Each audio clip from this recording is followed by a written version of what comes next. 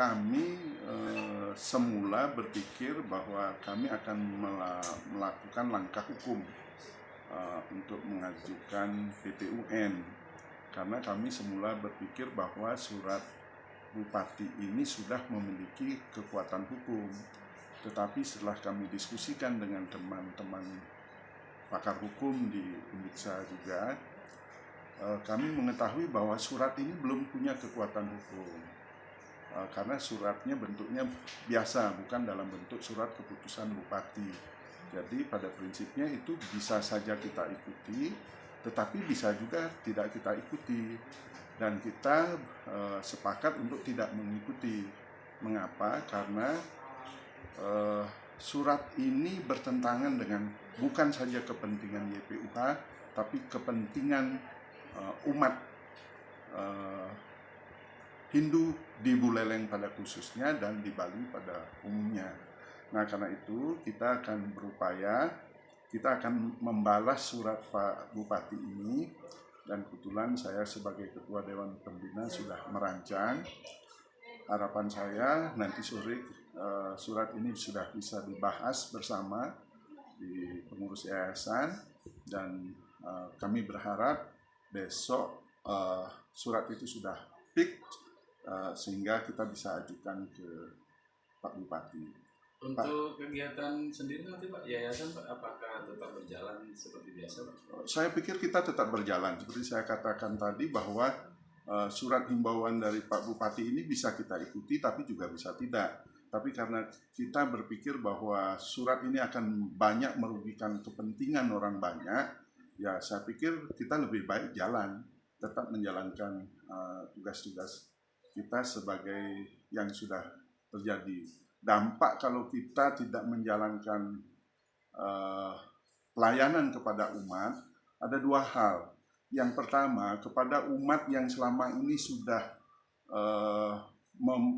meminta pelayanan dari kami akan bertanya-tanya apakah secara agama nanti sah apa yang sudah kami lakukan. Karena kan tidak semua orang juga memahami itu gitu. Jangan-jangan nanti mereka berpikir bahwa apa yang sudah mereka lakukan di sini karena Bupati menghentikannya dianggap satu perbuatan yang sia-sia, bahkan secara agama dianggap tidak benar gitu. Itu satu. Ya, dan itu akan menimbulkan pemikiran masyarakat yang sulit kita bendung nanti, apalagi banyak sekali sudah gitu. Yang kedua, kami juga tidak berharap masyarakat yang belum meminta pelayanan kepada YPUH juga akan bertanya-tanya seakan YPUH itu organisasi keagamaan, organisasi sosial yang selama ini tidak menjalankan tugas dan fungsinya dengan benar gitu. Hanya karena penilaian sepihak dari desa adat dan didukung oleh Pak Bupati yang belum betul-betul mempertimbangkan dampak sosial dan dampak religius dari keputusan yang dia ambil. Saya pikir ini bentuk keputusan sementara dari Bupati yang sangat gegabah. Oke. Di situ disebutkan juga Pak ada pertimbangan di aspek sosial dan lingkungan. Kalau menurut Bapak selama ini berbeda nggak dengan yang saya berani sekali menentang kalau beliau Pak Bupati mengatakan ini berdampak terhadap lingkungan dan sosial bersifat negatif. Beliau boleh datang sendiri ke YPUH ini mengamati kondisi lingkungan. Coba bandingkan kondisi lingkungan sebelum dan sesudah ada yayasan ini mengelola kegiatan krematorium. Lalu coba tanyakan ke masyarakat sekitar ini, bagaimana masyarakat sebenarnya sudah kita bantu, tidak saja dari segi lingkungan semakin bersih, tetapi kita juga membantu kegiatan ekonomi masyarakat.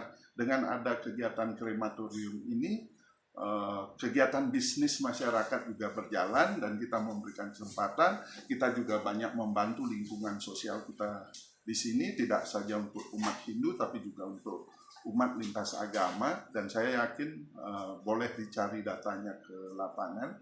Saya yakin apa yang dituduhkan oleh Pak Bupati seakan-akan kita melakukan pencemaran lingkungan dan memberi dampak sosial negatif itu tidak benar sama sekali. Betul, mungkin kalau hanya dilihat dari perspektif gugatan desa adat, seakan-akan kita menimbulkan kericuhan sosial.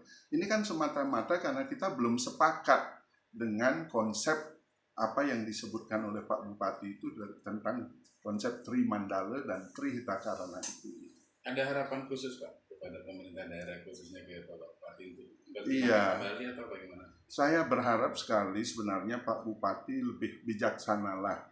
Kami memahami sepenuhnya bahwa Pak Bupati memiliki kewenangan terkait dengan pembangunan krematorium ini. Beliau punya kewenangan berdasarkan peraturan pemerintah nomor 9 tahun 1987. Tapi kewenangan beliau itu yang pertama kan harus ada landasan hukum yang dibuat juga oleh pemerintah Kabupaten Buleleng yang dijadikan dasar berpijak oleh Pak Bupati dalam melaksanakan membuat keputusan baru. Tidak bisa beliau hanya mengandalkan peraturan pemerintah itu sebagai pijakan untuk mengambil keputusan, karena PP-nya sendiri meminta pemerintah daerah harus mengeluarkan peraturan daerah atau SK Bupati terkait dengan penyelenggaraan krematorium. Sementara kan itu belum ada gitu.